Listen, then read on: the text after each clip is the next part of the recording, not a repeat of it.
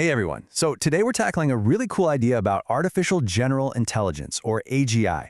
We're going to look at a model that basically says we should stop just comparing AI to humans and start looking at something way more important: its unbelievable speed of improvement. You know, for years, the big question has been, when will we get AGI? But what if we're all looking at the wrong clock? What if by focusing so hard on the finish line, we're completely missing the insane acceleration that's happening right under our noses? All right, so to really get this new idea, we first have to talk about the old one. The traditional way of thinking about AGI is basically like holding up a mirror. We just look at ourselves, at human intelligence, and ask, okay, how close is the AI to being us?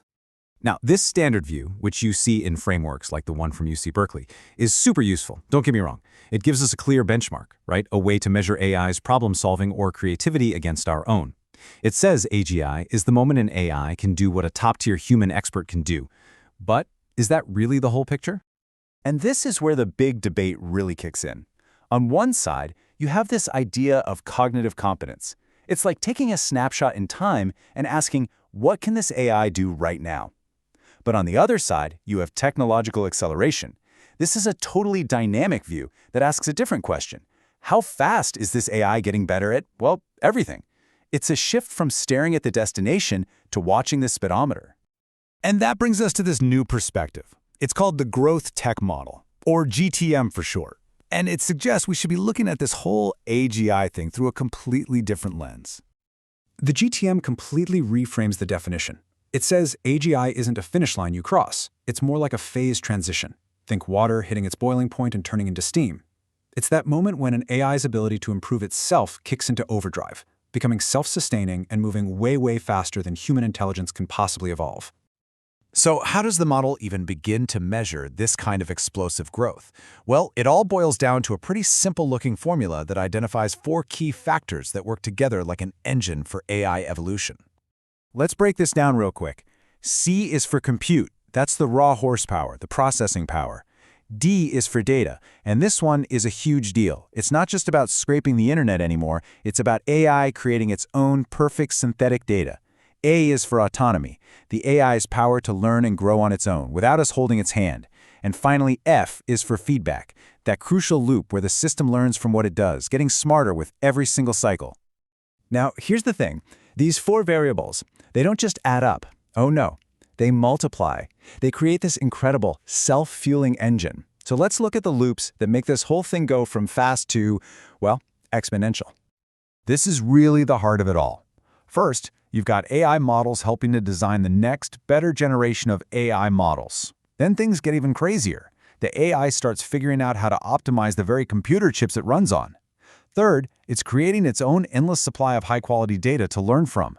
And the final loop, the big one, is when it starts accelerating scientific research itself, discovering new knowledge that just feeds right back into the whole system. The paper that came up with this model puts it perfectly. It calls this a hyper-exponential ecosystem.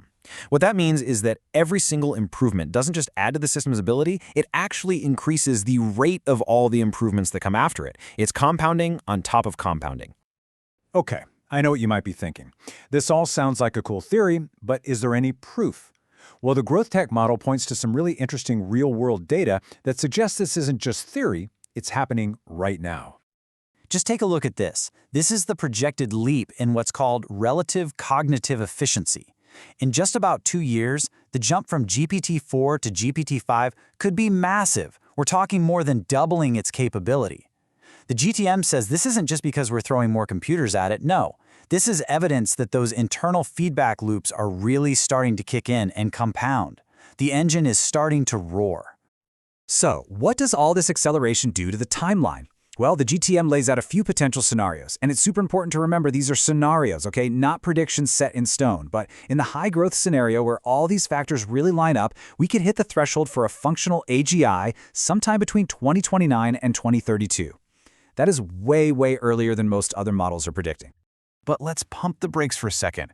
This crazy acceleration is not a sure thing. There are some serious real-world roadblocks that could pop up.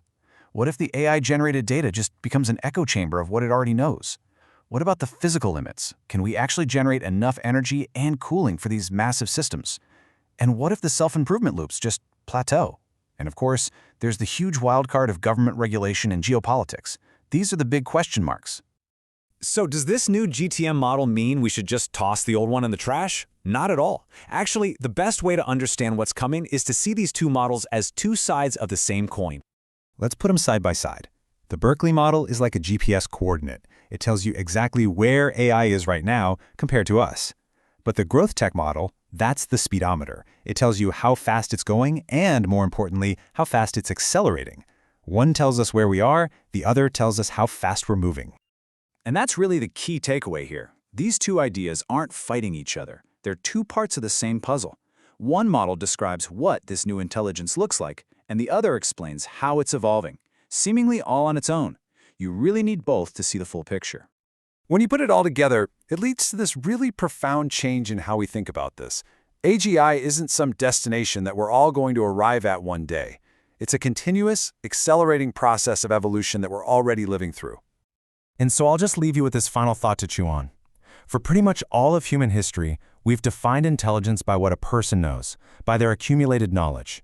Are we as a society even remotely ready for a new kind of intelligence that's defined not by what it knows, but by the breathtaking, almost unimaginable speed at which it learns?